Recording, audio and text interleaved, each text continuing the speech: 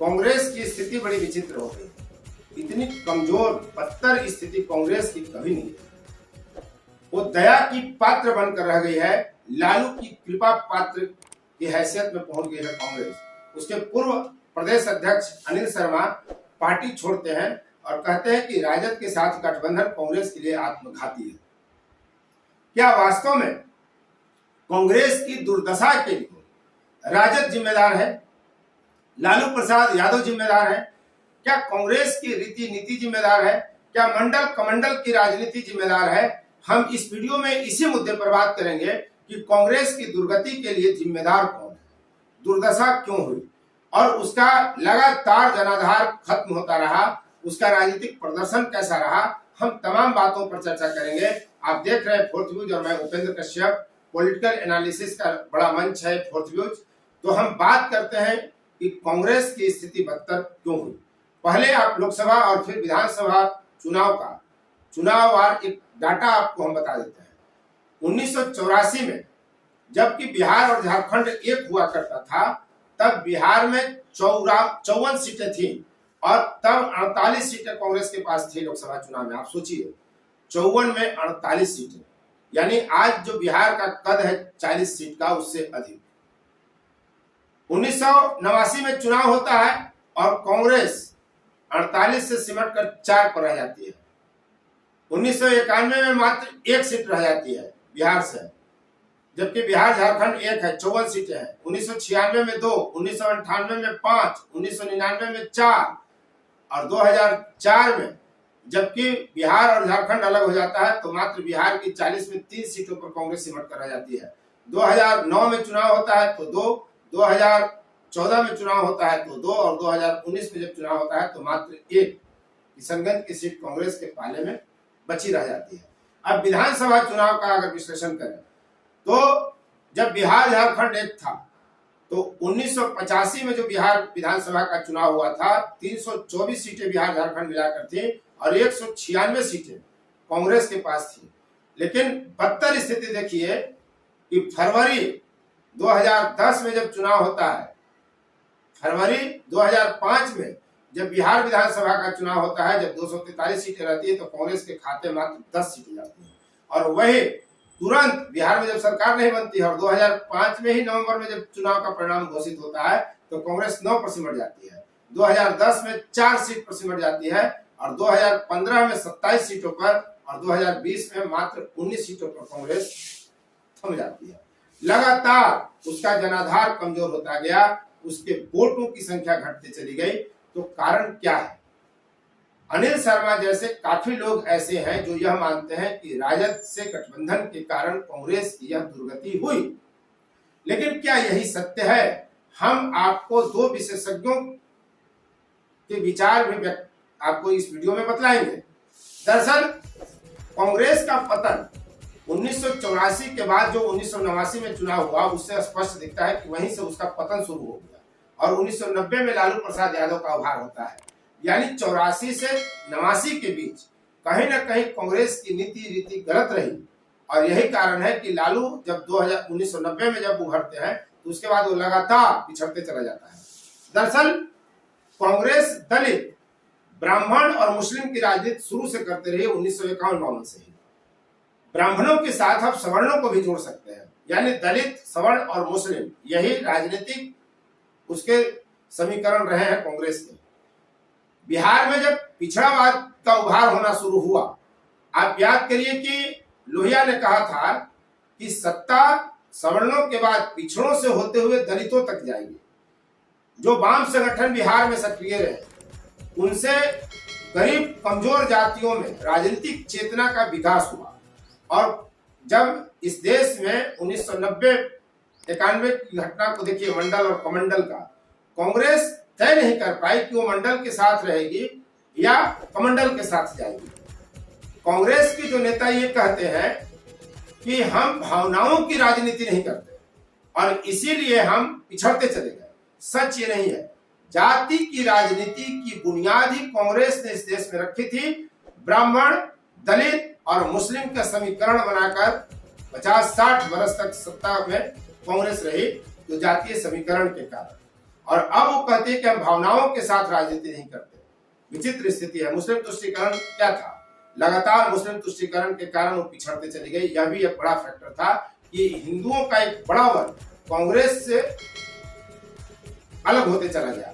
और जब मंडल बनाम कमंडल की इस देश में लड़ाई हुई, जब मुस्लिम वोट के लिए तुष्टीकरण के लिए सहवालों प्रकरण को याद किया जाता है कांग्रेस के संदर्भ में, कांग्रेस कहती है कि जाति धर्म और भावनाओं की राजनीति नहीं करती, तो सफेद झूठ बोलते चली जाती है कांग्रेस लगातार हमेशा।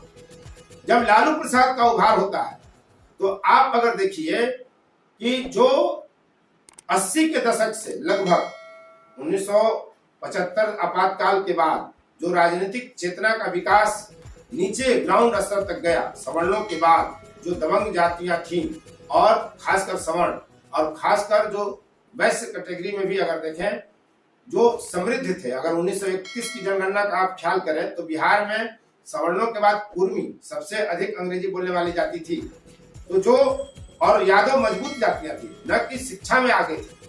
तो जो राजनीतिक चेतना का विकास हुआ उससे कांग्रेस कमजोर होते चली गई। और कांग्रेस के साथ दिक्कत यह रही कि वो तय नहीं कर सके कि हम मंडल के साथ जाए कि कमंडल के साथ जाए, यानी जातिवाद की जो राजनीति को मान्यता दी जाने लगी, जातियों में बांटने की जो कोशिश की गई मंडल कमीशन के प्रयास से, और जो फिर ध्रुवीकरण हुआ धार्मिक कमंडल भाजपा में, उस बीच में कांग्रेस ने खुद को खड़ा कर लिया, न बाएं न दाएं। ऐसी स्थिति में हुआ यह कि लालू उभरते हैं और लालू जो राजनीति शुरू की है तो उनके साथ प्रायः सभी गैर सवर्ण जातियां थीं। 1990 में जब लालू मुख्यमंत्री बनते हैं तो उनके साथ गैर सवर्ण सभी जातियां थी, यहां तक कि वैश्य भी। वैश्यों की संख्या काफी थी उनके मंत्रिमंडल में। लेकिन बाद में क्या होता है कि लालू यादव माइक पर सिमटते चले गए, मुस्लिम और यादव का समीकरण साधते हैं। मुसलमानों को यह लगा कि हमारी रक्षा कांग्रेस नहीं कर सकती, बीजेपी का कद बड़ा होते जा रहा है, इसलिए मुस्लिम भी कांग्रेस को छोड़ करके राजद के साथ शिफ्ट कर गए। इसीलिए लालू ने माई समीकरण की बात कही थी। दूसरी तरफ कांग्रेस से मुस्लिम छिटक गए और सवर्णों को यह लगा मंडल कमंडल की राजनीति के बाद कि कांग्रेस उनके लिए बेमतलब की हो गई, इसलिए सवर्ण तबका जो है वो भाजपा के साथ शिफ्ट कर गया। दूसरी तरफ बच गए दलित, दो पूरी तरह मजबूत वर्ग जो है जातियों का, उनसे सिमट खिसक गया कांग्रेस से। मुस्लिम खिसक गए, राजद के तरफ चले गए। दूसरे प्रदेशों में भी आप देख सकते हैं कि सपा के साथ चले गए। उत्तर प्रदेश में, पूरे देश में ये स्थिति रही कि मुस्लिम मंडल कमंडल का आंदोलन जो हुआ उसके बाद मुस्लिम कांग्रेस से छिटकते चले गए, सवर्ण भाजपा की तरफ खिसक गए। अब दलित बच गए। उत्तर प्रदेश में मायावती का उभार इसी कालखंड में होता है, तो चमार जाति के जो लोग हैं रविदास को बसपा के साथ शिफ्ट कर गए। रामविलास पासवान का इधर उभार होता है बिहार में, तो पासवान उनके साथ सिमट गए। यानी दलितों की जो दो मजबूत जातियां थी, पासवान और चमार, दोनों कांग्रेस से हट गए, तो पूरी तरह उनका आधार ही खिसक गया। कांग्रेस के पास बचा क्या? न दलित बचे, न सवर्ण बचे और न मुस्लिम बचे। यही कारण था कि भाजपा और राजद दोनों मजबूत होते चले गए, भाजपा भी और लालू प्रसाद यादव भी, और कांग्रेस सिमटते चली गई। इसलिए ये कह देना कि भावनाओं की राजनीति कांग्रेस नहीं करती, कांग्रेस पार्टी के जो भी नेता ये बात बोलते हैं वो 100% झूठ बोलते हैं।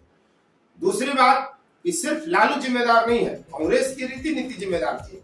जब देश, जब समाज कोई संकट के समय खड़ा हो तो उस समय नेता वही है जो निर्णय कर सके। जब कांग्रेस का नेतृत्व निर्णय ही नहीं कर सका तो फिर लोग उसके साथ क्यों जाएंगे?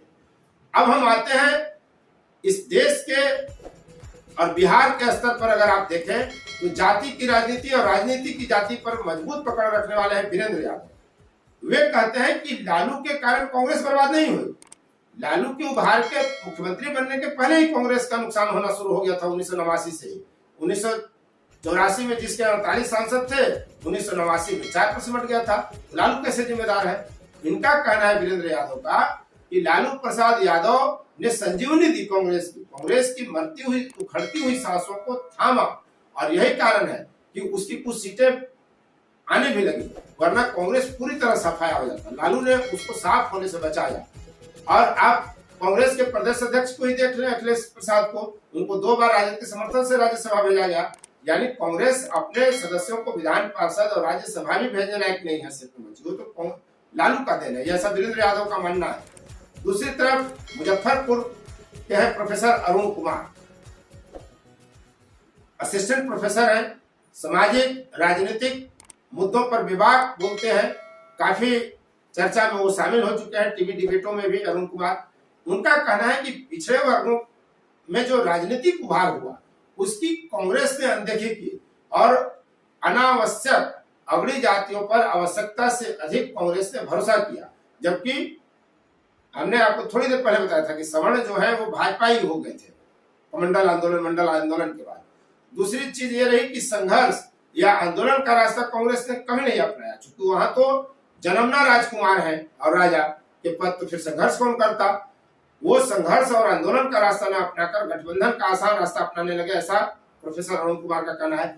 तीसरी बात अरुण कुमार ये कहते हैं कि बिहार की बदलती राजनीतिक जमीन को कांग्रेस समझ ही नहीं पाई और आज भी कांग्रेस राजनीतिक जमीन को समझने का प्रयास नहीं कर रही है, और यह बहुत हद तक सही बात है, क्योंकि कांग्रेस एक ऐसी पार्टी है इस देश में जो राजनीति को समझने लायक भी अब नहीं बची या जानबूझकर राजनीति समझने के लिए तैयार नहीं है।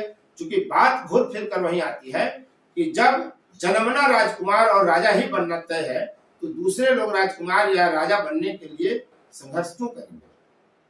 हम अपनी बात को यहीं समाप्त करते हैं और आप विचार करिए कि कांग्रेस की जो दुर्दशा है उसके संदर्भ में यह वीडियो कितना बेबाकी से और कितनी सरलता से आपको पूरी बात समझाने में का प्रयास किया गया। आप देख रहे थे फोर्थ व्यूज और मैं उपेंद्र कश्यप। यदि अब तक आपने इस चैनल को सब्सक्राइब नहीं किया है फोर्थ व्यूज को, तो सब्सक्राइब कर लें, शेयर लाइक कमेंट जरूर करें। धन्यवाद। फोर्थ व्यूज, चौथा विचार, बाकी फिर